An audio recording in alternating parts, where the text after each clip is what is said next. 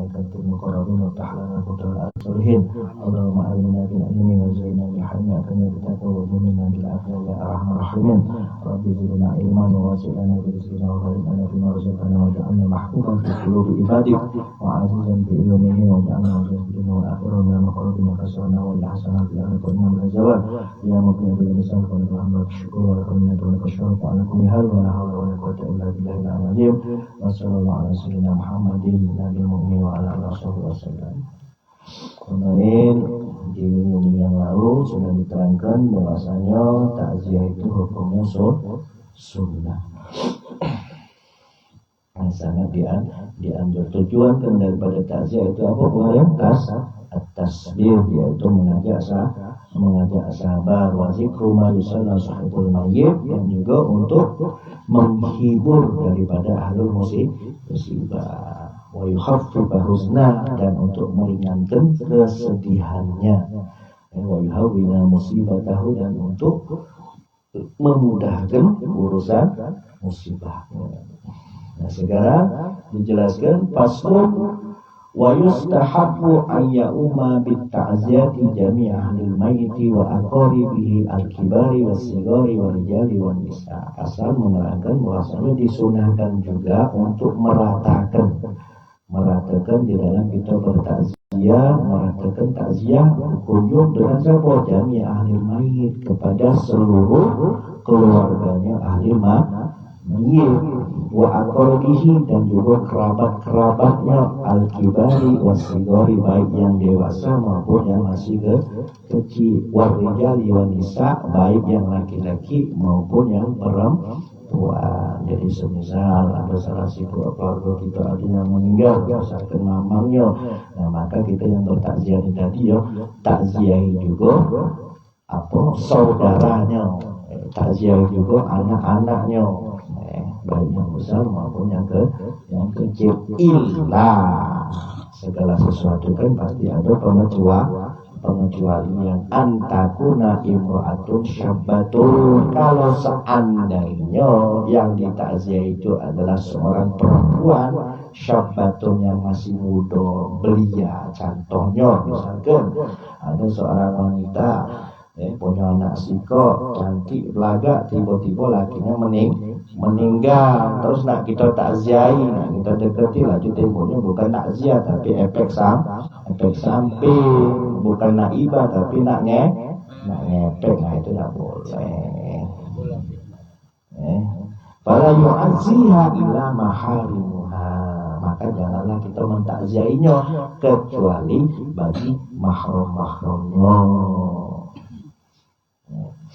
Tadi nak takziah datangnya nak ngicur sebagai ganti daripada lakinya, masuk lagi terus.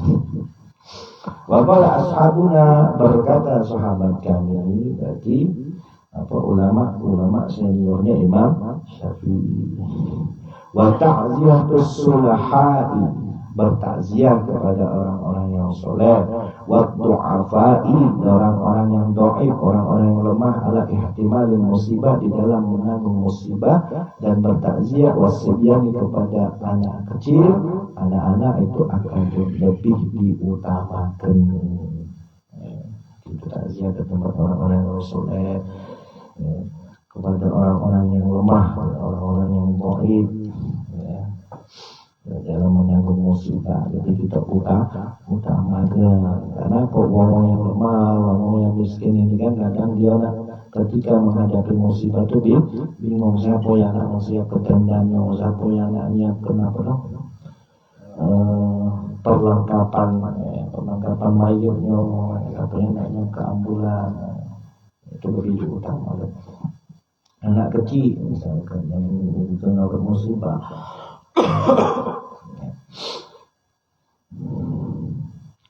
Maslum pada Syafi'i wa sahabuna rahimahullah, dan kata Imam Syafi'i dan juga sahabat-sahabatnya, yukrahu al-julus li ta'ziyah, makruh hukumnya kalau cuma nak duduk-duduk baik. Kita takziah, tujuannya nak duduk-duduk baik, ngobrol dengan ahli musibah, kelakar. Nah, tidak etis namanya. karena apa? Posisinya bukan dalam kondisi normal, kondisinya dalam kondisi duka cita. Qalu berkata para sahabat Imam Syafi'i, yakni yang dimaksud bil julusi ayatami ahlul mayyit fi baitin yaqsidahum man arada ta'ziyah, ngumpulkeun ahli mayit, keluarga si mayit fi baitin dalam satu rumah yaqsidahum bermaksud mengumpulkan kepada mereka man arada ta'ziyah yang mengharapkan ta'ziyah, kumpul duduk dengan para ahli musibah keluarga yang dikumpul, diajak kelakar, diajak ngobrol lagi dalam keadaan dirundung kesedihan, kok malah diajak bergesah, tidak boleh, makruh hukumnya, akan bisa jadi haram. Balian lagi akan tetapi seyogianya ayat tasarrufu bi hawaijihi, hendaknya kita yang mentakziah tadi membantu keperluan mereka. Karena apa? Ahli musibah itu sibuk dalam mengurus jenazah. Maksudnya kalau itu aku ngurus ini aku bagian nyari ambulan, aku bagian ke ini papan, aku bagian masang tenda. Jangan datang diajak ngobrol, diajak kelakar. Bukan emang menghibur, tapi tidak etis, tidak cocok karena kondisinya dalam keadaan musibah. Wala farqa baina rijali wa nisa, tidak ada perbedaan baik antara laki-laki maupun perempuan fi karahatul julusillaha, di dalam kemakruhan duduk dikarenakan takziah. Jadi duduknya tadi tujuannya kita ini apa di situ yang mungkin sambil baca yasin, sambil tahlil, sambil doa ya ada masalah. Tapi kalau tujuannya cuma nak ngobrol yang kelakar, Sorah bihi al-Mahamidi, dan hal ini telah dijelaskan oleh Imam Al-Mahamidi wa naqalahu an Nas Syafi'i, dan beliau nukil atau beliau kutip dari nasnya Imam Syafi'i radhiyallahu anhu. Wa hadhihi karahatu tanzih. Jadi perkara ini kalau cuma sekedar kita duduk ngajak ngobrol ahli musibah itu hukumnya makruh tanzih. Makruh tanzih itu maksudnya apa? Menyalahi keutamaan. Kalau tidak dilakukan mendapatkan pahala, kalau dilakukan tidak apa-apa. Akan tetapi makruh tanzih ini bisa menyebabkan hal yang haram. Idza lam yakun ma'aha muhadatsun akhar, bila mana tidak disertai dengan perkara baru yang lain. Wa in ma ilaiha amrun akhar min al-bida'i al-muharramati, kalau seandainya dikumpulkan dalam takziah suatu urusan yang lain yang termasuk di antara bid'ah yang diharamkan, kama huwa al-ghalibu minha fil adat, yang ada sudah umum terjadi di dalam kebiasaannya, misalkan lagi bertakziah jajak karaoke. Dia tadi nak menghibur tapi kelewatan, sudah keluar jalur. Karena zalika haram, maka hal tersebut dihukumi haram min qabaihil muharramati, dan termasuk daripada perkara-perkara yang jelek yang diharamkan. Karena fa innahu muhdas, hal tersebut adalah hal yang baru. Wasabata bil hadis sahih, yang sudah ditetapkan di dalam hadis sahih, anna kullu muhdatsin bid'atun wa kullu bid'atin dalalah. Setiap perkara yang baru itu bid'ah, dan setiap bid'ah itu sesat. Gawe kita maulid ini bid'ah kan? Bid'ah, tapi bid'ahnya bid'ah hasanah, bukan bid'ah munkar. Karena tidak melanggar syariat Islam. Nah terus wa amma lafzu ta'ziyah, adapun ucapan ta'ziyah, falah hajaru bihi, maka tidak katib batasnya kita bertakziah ke saudara kita yang tertimpa musibah, kita ucapkan bela sungkawa, aku turut berduka cita ya dengan wafatnya saudara kau, dengan wafatnya anakmu, dengan wafatnya ini terserah, dengan bahasa apapun boleh, asal pantas. Babi ayyila bizim azami hasolat, dengan lapat apapun, lapat takziah dengan ucapan apapun yang tujuannya adalah takziah, itu hasolat. Wastahabah ashabuna, dan ashab ini kalau dalam istilah ilmu fikih ini berarti ulama seniornya Imam Syafi'i, murid senior Imam Syafi'i mengatakan sunnah ayakula fi ta'ziyatil muslimin lil muslim, ya takziahnya orang muslim kepada orang muslim yang terkena musibah, sunnah baginya a'zamallahu ajra, untuk mengucapkan doa a'zamallahu ajra, semoga Allah mengagungkan pahalamu, wa ahsana azaaka, membaguskan keadaanmu, wa ghafara limayyitika, dan mengampuni dosa mayitmu. Ucapan doa yang baik kita ucapkan kepada ahlul musibah, sunnah. Wa fi ta'ziyatil muslimi bil kafir, nah itulah ya, termasuk keindahan akhlaknya umat Islam ini apa? Boleh kita bertakziah kepada non-muslim yang tertimpa musibah. Boleh. Hukumnya sunnah. Fi ta'ziyatul muslim bil kafir, takziahnya orang muslim dengan kafir. Apa yang diucapkan? A'zamallahu ajra, semoga Allah mengagungkan pahalamu. Maksudnya apa? Pahalanya si kafir yang terkena musibah, bukan mayitnya. Berbeda dengan yang tadi kan. Kalau yang tadi kan waro lima yitika, muslim dengan muslim, semoga Allah mengampuni dosa mayitmu. Nah ini yang didoakan yang terkena musibah, jadi yang masih hidup. Wa ahsana azaka, dan memperbaiki keadaanmu. Nah itu indahnya umat Islam ini.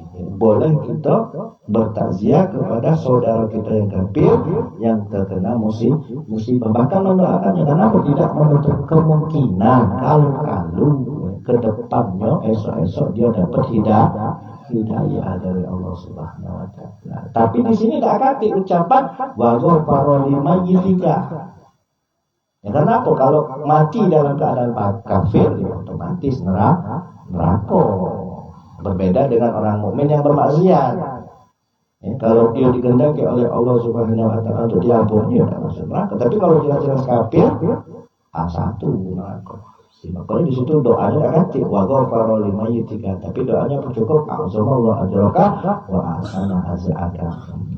Nah, lalu wa fi ta'ziyatil kafiri bil muslim, dan di dalam takziahnya orang non muslim kepada orang Islam. Takziahnya orang kafir dengan orang Islam. Cak mana doa si kafir ini tadi? Ahsanallahu azzaaka, semoga Allah memperbaiki keadaanmu, wa ghafara limayyitika, dan mengampuni dosa mayitmu. Nah kalau kafir malah doakan yang meninggal kepada muslim yang mati. Nah wafi takziatul kafir bil kafir, lalu bagaimana takziahnya orang kafir dengan orang kafir? Takziahnya non muslim dengan non muslim, apa doanya? Akhlaqallahu alaik, semoga Allah menggantikan yang terbaik untuk itu indahnya umat Islam ini. Tetap kita dianjurkan kalau seandainya ada tetangga kita yang non muslim, kita boleh untuk bertakziah dengan mereka. Wa ahsanu ma yu'azza bihi, dan yang paling terbaik apa-apa yang ditakziahi dengannya, ma waroina, sebagaimana hadis yang telah diriwayatkan kepada kami fi sahih Bukhari wa Muslim an Usamah bin Zaid radhiyallahu anhu qala, bahwasanya Usamah bin Zaid radhiyallahu anhu berkata, arsalat, telah mengutus ihdai banatin Nabi sallallahu alaihi wasallam, salah sikok dari putrinya baginda Nabi Muhammad sallallahu alaihi wasallam, ilaihi, mengutus salah seorang kepada baginda Nabi Muhammad, tad'uhu, untuk mengajak beliau, wa tukhbiruhu, dan menginformasikan, memberitakan kepada Nabi, anna sabyan laha, bahwasanya anak perempuannya ini tadi mempunyai anak, ya, anak laki-laki au ibna, makna sahabat dengan ibna itu sama, fil mauti, ya, yang mana sedang dalam keadaan meninggal.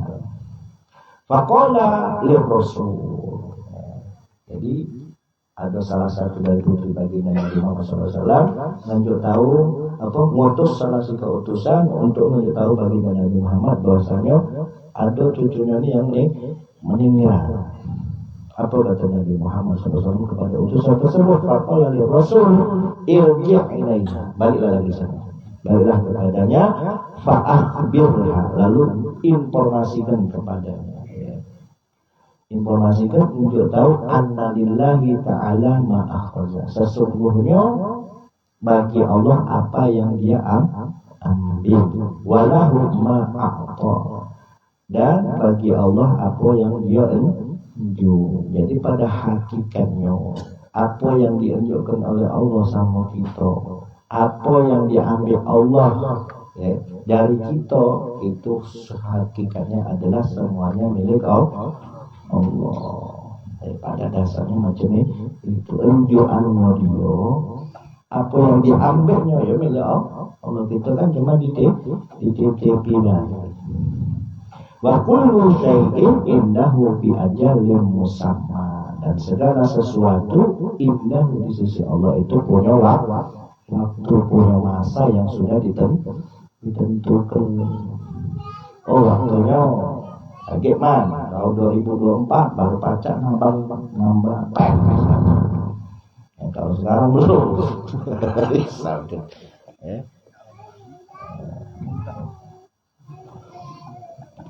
Jadi apa yang diunjukkan oleh Allah, apa yang diambil oleh Allah dari kita itu termasuk milik Allah, dan segala sesuatu itu ada masanya.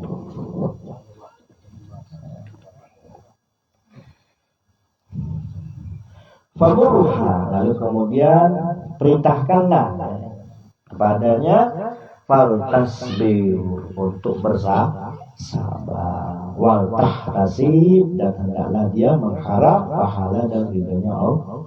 Wa zakara tamamul hadis, dan beliau pun menyebutkan kesempurnaan hadis itu. Qultu, kata Imam Nawawi yang ada di kitab Azkar ini, aku berkata, bahadzal hadis ini min a'zami qawaidil Islam, termasuk salah sikap yang paling besar tentang masalah kaidah Islam. Kaidah Islam yang besar itu ada di dalam hadis ini.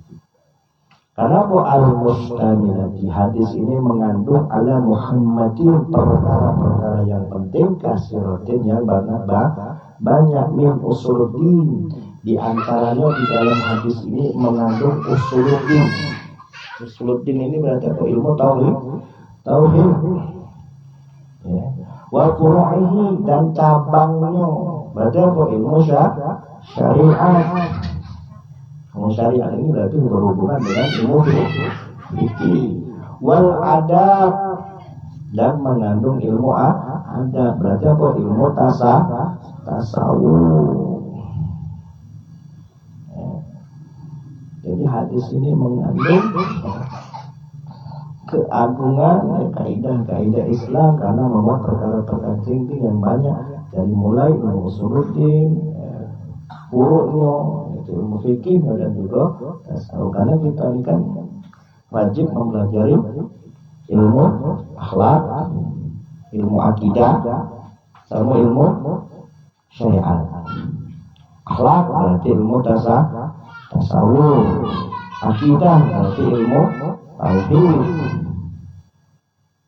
syariat berarti ilmu fikih, adab yang terakhir adab yang paling penting, ilmu tasawuf. Kalau orang itu sudah sering mempelajari ilmu tasawuf, maka insya Allah akan terbentuk adabnya. Percuma punya ilmu banyak akan tidak kata adab, kata agung namanya. Walaupun banyak ilmu tapi tidak kata adab, juga kata agung, al-adabu fawqal ilmu. Wasabri, dan juga dalam hadis ini mengandung kesabaran ala nawazili, atas segala musibah secara keseluruhan. Wal humumi, kegelisahan, wal asqami, kesakitan, wa ghairi, dan selainnya minal a'radi, daripada sifat-sifat manusia, sifat basariah. Ya, sifat-sifat basariahnya berarti sehat, sakit, ini kan. Mengandung dalam hadis ini. Maknanya apa? Anna lillahi ta'ala ma'akhwata, sesungguhnya apa yang Allah ambil itu milik Allah. annal alama kullahu milkullah. Bahwasanya seluruh alam ini adalah milik Allah. Makna alam adalah siwa Allah. Selain daripada Allah namanya alam. Selain daripada Allah itu namanya alam. Ada alam jin, ada alam insi, alam manusia. Pokoknya seluruh alam itu berarti masih Allah. Selain daripada Allah itu milik Allah. Falam ya'khud ma huwa lakum, dan tidaklah Allah mengambil sesuatu yang mana sesuatu itu dimiliki oleh kamu. Bal akhadha ma huwa lahu indakum, akan tetapi sesungguhnya Allah itu mengambil sesuatu yang ada di sisi kamu sebenarnya adalah milik Allah. Kita kan milik Allah. Kita di rumah, diunjuk harta, diunjuk pangkat, itu kan titipan. Kapan sewaktu-waktu nanti ambil oleh Allah ya diunjuk yang punya dia.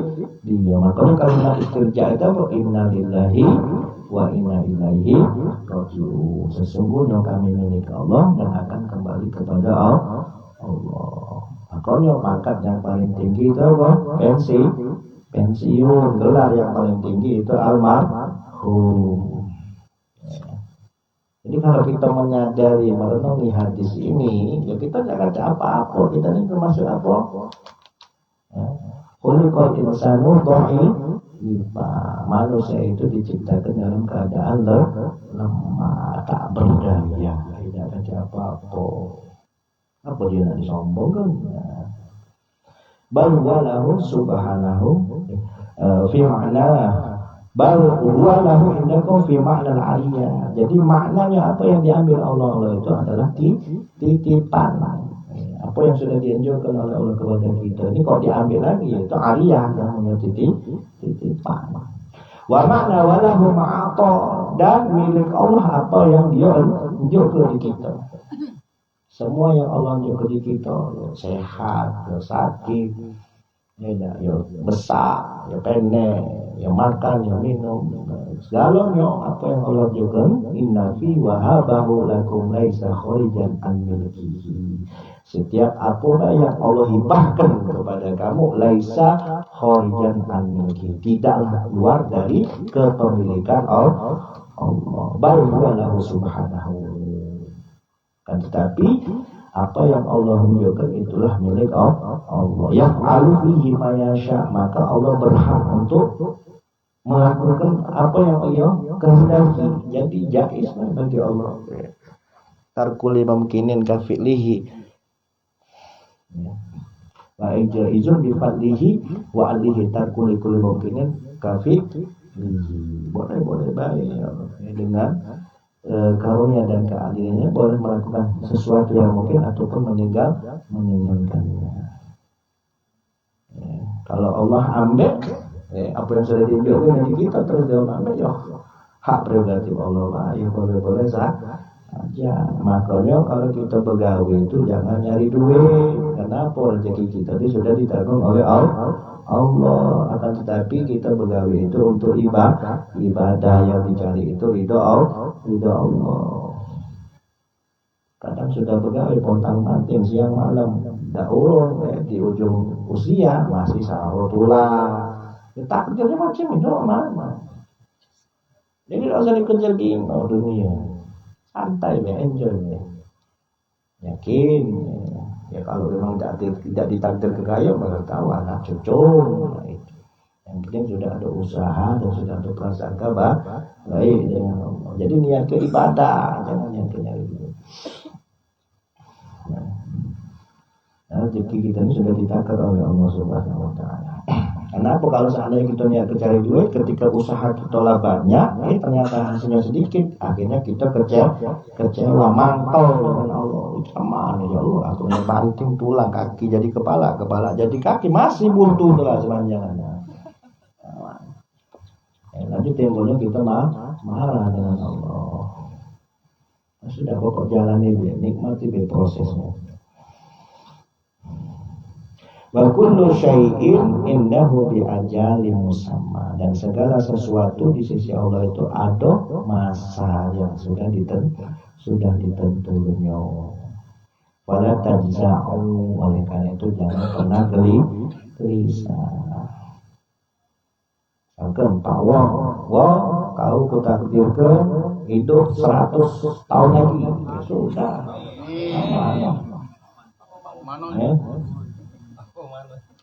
Kewawo, mana? Sudah takdirnya main. 100 tahun lagi.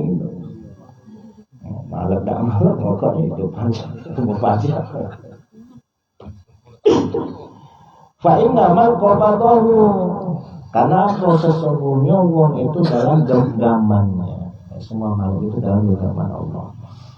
Qadim qada ajaluhu al-musamma, bila mana telah selesai masa yang sudah ditentukan, pamuhalu ta'akhurihi, maka mustahil untuk dimundurkan, mustahil juga untuk dimajukan. Au taqaddumihi, nah dimajukan, dimundurkan dapat. Kalau sudah tiba ajalnya, sudah tiba masanya, ya sudah. Tidak baca maju, tidak baca mundur. Fa'idha alimtum hadza kullah, dan jika kalian semua mengetahui tentang kandungan yang ada di dalam hadis ini secara keseluruhan, fasbiru wahtasibu ma nazala bikum, maka insya Allah kamu pasti akan menyikapi segala sesuatunya itu dengan kesabaran, wahtasibu, dan juga dengan mengharap pahala dari dunia Allah Subhanahu wa ta'ala, mana zalabikum, tentang apa yang sudah terjadi pada diri. Pokoknya manut, pokoknya manut sudah, ya Allah, apa yang kamu tetapkan kemarin sudah aku jalan, aku nikmati prosesnya. Kenapa ujian itu bisa jadi nikmat itu bisa jadi ujian. Tinggal mana kita menyikapinya, Allah. Dan yang terakhir, kita tutup majelis ini dengan pembacaan talqin zikir yang akan disampaikan oleh Habib Abdullah bin Usman Barba beserta Rasulullah sallallahu alaihi wasallam Abdul Maqdud ini La ilaha illallah, La ilaha illallah, La ilaha illallah, La ilaha illallah, La ilaha illallah, La ilaha illallah, Muhammadur Rasulullah, Muhammadur Rasulullah.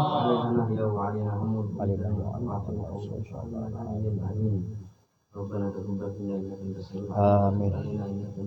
اللهم اهدنا بهداك واجعلنا ممن يسارع في رضاك ولا تولنا وليا سواك ولا تجعلنا ممن خلق امرك وعصاك وحسبنا الله ونعم الوكيل نعم المولى ونعم النصير ولا حول ولا قوه الا بالله العظيم. محمد وعلى اله وصحبه اجمعين والحمد لله رب العالمين. الله منكم